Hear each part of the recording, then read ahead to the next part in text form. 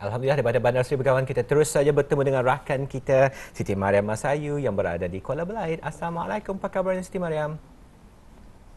Waalaikumsalam warahmatullahi Dini dan Sarina. Alhamdulillah saya sihat walafiat ya. Saya mengharapkan agar rakan setugas Dini dan Sarina dalam keadaan sihat walafiat juga dan terus ceria pada minggu ini. Terutama ya di hujung minggu ini ya. Sihat saja hari ini, bukan saja kita berdua, bahkan seluruh keluarga pagi di Bandar Seri Begawan sihat je hari ini. Alhamdulillah. Khususnya penerbit kita ni begitu bersemangat menjelang kedatangan Ramadan ini kerana dikabarkan juga untuk sepanjang bulan Ramadan dan apatah lagi bulan Syawal, Rampai Pagi telah juga memperuntukkan dan menyediakan rancangan dan segmen-segmen yang mantap dan cukup menarik ya. InsyaAllah. Jadi mungkin Siti Mariam, kalau boleh kami tanyakan, pembukaan Rampai Pagi tadi saya dan Serina sempatlah berbual, bercerita mengenai dengan matlamat yang ingin dicapai. Serina dah mengajukan soalan kepada saya, Dini, apa yang akan dicapai untuk Ramadan tahun ini? Kalau Serina sendiri saya mengongsikan, kalau beliau harapan untuk tahun ini, Ramadan tahun ini untuk melakukan mosque hoppingnya orang dari satu masjid ke satu masjid. Jadi ada matlamatnya 10 buah masjid yang akan dicuba. Contoh. Contoh. Mungkin lebih pada itu sebenarnya Serina. InsyaAllah mudah-mudahan orang di Kudrat ini diizinkan untuk mengusahakan sesuatu yang baik. Kalau rakan kita ni Mia ataupun Siti Mariam sendiri, apa matlamat yang ingin dicapai ataupun kejayaan sesuatu yang ingin dicapai untuk bulan Ramadan pada tahun ini? Ya, Sarina dan Dini ya, selaras dengan bulan Syaban ini, kita haruslah ya mengambil peluang dan juga kesempatan untuk meraih keberkatan di bulan Syaban ini dan menuju ke bulan Ramadan, mempersiapkan lagi diri kita ni ya dengan memperbanyakkan amal ibadat dan juga mungkin memperbanyakkan lagi membaca Al-Quran dan bagi kita ni kaum wanita mungkin bolehlah mengqada puasa ya sebelum tadi memasuki bulan Ramadan yang akan datang dan insya-Allah ya dengan adanya kesinambungan usaha amal ibadat kita ni dari bulan Syaban ini akan mempersiapkan diri kita ni ke bulan Ramadan dan insyaAllah kita akan mencapai apa yang kita ni target untuk bulan Ramadan ini. Dan bagi saya mungkin dah sama seperti Dini dan Kasarina untuk apa ni orang masjid hopping untuk melawat menunaikan amal ibadat dan juga menunaikan solat fardu di masjid-masjid, tapi mungkin saya akan cuba mengurangkan lagi dan juga mengimbangi masa kerjaya dan juga memperbanyakkan lagi amal ibadat. Alhamdulillah. Jadi saya percaya bagi satu-satu harapan ataupun impian yang ingin dicapai pada bulan Ramadan ini, kita ni tanyakan pada diri sendiri juga, adakah kita ni mampu untuk melaksanakannya, melihat kepada kapasiti kemampuan diri juga sebenarnya, betul ya.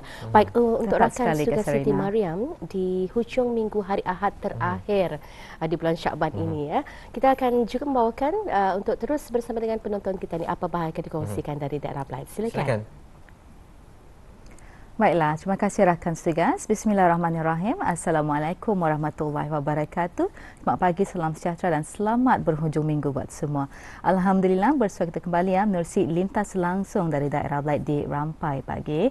Dan di pertemuan kita ni hari ini, hari Ahad ya, hujung minggu ini, iaitu pada 19 hari bulan Mac 2023 bersamaan dengan 26 Syaban 1444 Hijrah.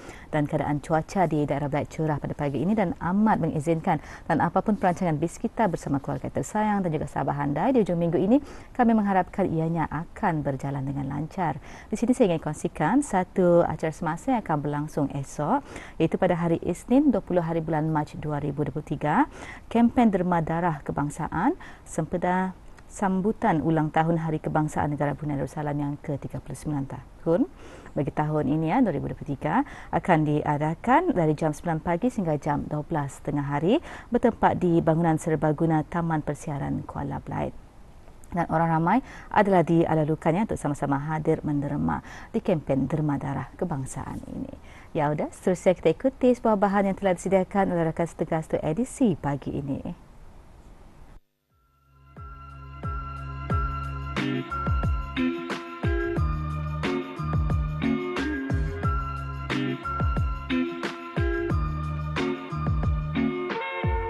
Dijadikan tanaman hiasan sementara buahnya dan pucuknya boleh dimakan, pastinya Auda ingin mengetahui apa yang ingin kami kongsikan menerusi pertemuan kali ini. Rasanya yang masam manis digemari oleh pelbagai lapisan masyarakat dan ia boleh dimakan segar atau dicampur dalam aneka beraneka jenis masakan. Mula bertanam secara suka-suka sahaja, tidak menyangka pokok yang ditanam sebagai tanaman hiasan ini banyak manfaatnya. Dalam 8 tahun dah. Ada kawan ko minta bagi mula sama ya damit. Sudah tu udah ditanam lama-lama besar baru pada berbuah. Sampai sekarang ni buahnya setahun sampai 3 kali berbuah. Senang dah jaganya. Siram, memulai bagi bijak sikit. Lama-lama dah payah. Kalau hari kemarau siram lah. Tu saja. Dia terbuah macam lambat. Syok aku melihatnya.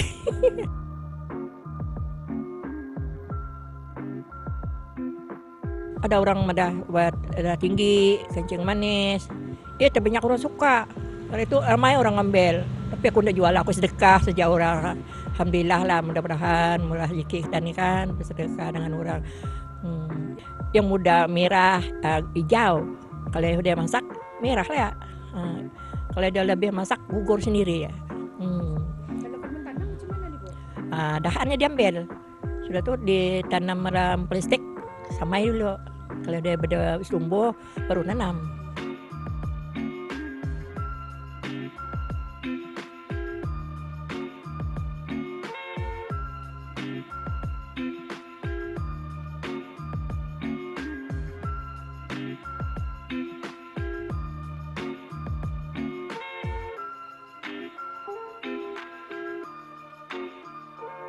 Lama lah tu kalau aku samai ini dah lama lah. Kalau dahannya diambil, iya enggak lama berbuah. Dalam setahun 2. Macam tu. Daun apa boleh jadi ubat wah. Direbus. Cakap ubat darah tinggi. Boleh diminum airnya. Direbus. Babu tahu pokok mulberry ni ubat dari mana, Bu? Dengar cerita orang. Pasal itu orang sibuk ada mulberry ke? Mulberry? Aku ada jual ni. Jadi diorang tahulah. Pasal itu banyak kan kawan ambil. Ini ubat ni. Ya, laki aku kencing manis. Aku cari ubatan ni. Ya, tunjuk ambil saja. Aku sedekah. Sebenarnya mulberry atau nama saintifiknya Morus sp merupakan dari keluarga Moraceae dan terdiri daripada banyak jenis. Antaranya mulberry hitam, mulberry merah atau mulberry putih. Ia merupakan saudara rapat dengan buah tin. Pokok mulberry banyak tumbuh di negara beriklim panas dan subtropika di Asia, Afrika serta Amerika Latin.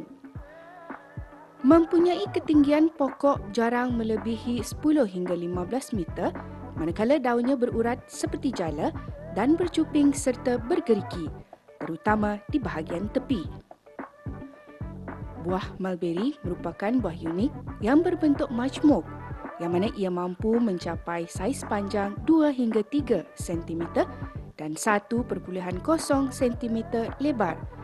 Berwarna hijau semasa muda bertukar kepada warna merah bila hampir masak dan ungu tua bila ranum.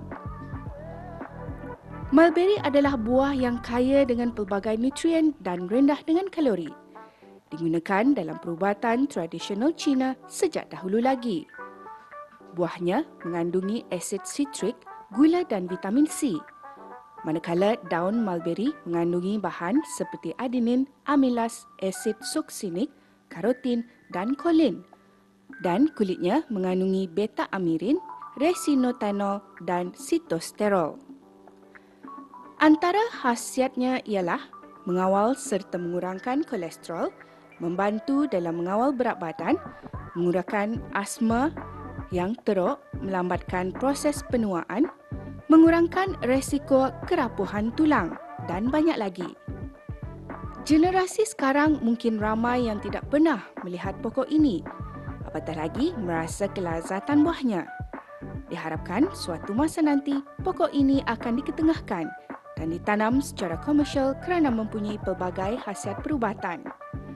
Penggunaan bahan-bahan alami ini memang tidak dapat dinafikan kepentingannya kerana ia telah pun digunakan sejak dahulu lagi. Justru, kita hanya perlu mempraktikan penggunaannya mengikut kreativiti masing-masing, di mana setiap tumbuhan alami yang ada di muka bumi ini semestinya ada khasiat-khasiat yang tersendiri Dan sebagai generasi baru, seharusnya mengetahui keistimewaan khazanah alam yang ada di negara kita. Semoga dengan pendekatan ini sedikit sebanyak dapatlah mengongsikan satu lagi tumbuhan yang ada di negara kita ni.